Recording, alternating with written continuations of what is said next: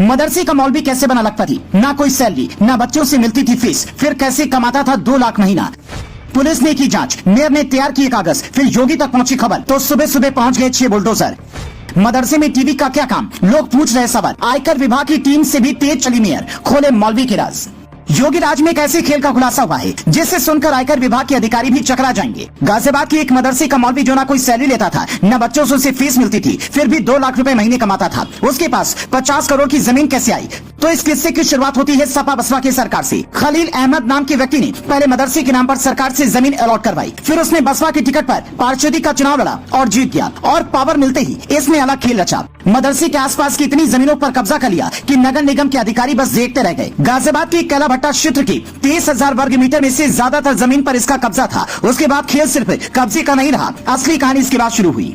कब्जे वाली जमीन पर इसने शानदार पार्किंग बनवाई, कई दुकानें बनवाई, कबाड़ गोदाम खोला, उनसे किराया वसूलने लगा। मतलब जो पैसा सरकार को जाना चाहिए था, जो काम नगर निगम को करना चाहिए था, वो कुछ लोगों की मिलीभगत से खलील अहमद कर रहा था। इस कब्जे की जमीन से किराया ही 2 लाख रुपए महीने आता था और सारा पैसा खुद डका रहा था। हो सकता है इस खुलासे के बाद किसी और की भी गिरफ्तारी हो। अब खलील अहमद ने हज भी कर लिया है और इलाके के लोग हाजी साहब बुलाने लगे हैं। लोगों को लगा कि हाजी साहब ऐसा नहीं कर सकते, पर नगर निगम ने फाइल खंगाली तो पता चला कि हाजी खलील अहमद ने खेल बहुत बड़ा खेला था। जो जमीन कब्जाई है वहाँ दीवारों के पीछे ऐसे ऐसे पौधे उगते हैं जिनसे पुड़िया बनती है और हजारों लाखों में बिकती है। ये सारी कहानियां गाजियाबाद से लखनऊ तक पहुंची तो हंगामा खड़ा हो गया। लोग ये सोचने लगे कि योगी राज में मुस्लिम डरे हुए कहाँ हैं। खलील अहमद जैसे लोग खुली तौर पर कानून को चुनौती दे रहे हैं और जैसे घर पर बुलडोजर पहुंचा तुरंत धर्म वाला कार्ड खेल दिया। पर मेयर सुनीता दयाल भी इस मूड में वहाँ पर पहुंची थी कि आज कोई दलील नहीं सुनेंगे, क्योंकि योगी की ओर से सीधा आदेश था कि बुलडोजर लेकर जाओ और तब तक वापस मत लौटना जब उसकी इमारत की एक एक ईंट अपनी आंखों से जमींदोज होते हुए नहीं देख लेना।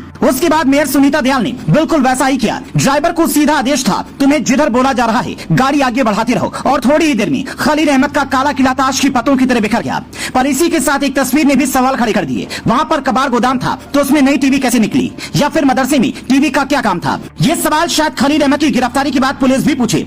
तब ये भी पूछा जाए कि बताओ सरकारी जमीन पर कब्जा कर उसे किराए पर लगाने का आइडिया कहां से आया और कब से ये काम कर रहे थे? क्या सरकार के पास इतनी जमीन है कि वो देख नहीं पाती है? इधर खलील जैसा कोई भी खेल करता है और नगर निगम के अधिकारी सोते रहते हैं। ये कहानी इकलौती गाजियाबाद की नहीं है, आपके शहर में भी हो सकता है। ऐसे कई लोग हों तो ऐसे लोगों का पता लगाइए और कमेंट में बताइए। सरकार से शिकायत कीजिए, क्योंकि जिस सरकारी जमीन पर आपके बच्चे के लिए स्कूल, बाजार और अस्पताल बनना चाहिए था, वहाँ कोई खलील अहमद कैसे धंधा चलाकर लाखों कमा सकता है।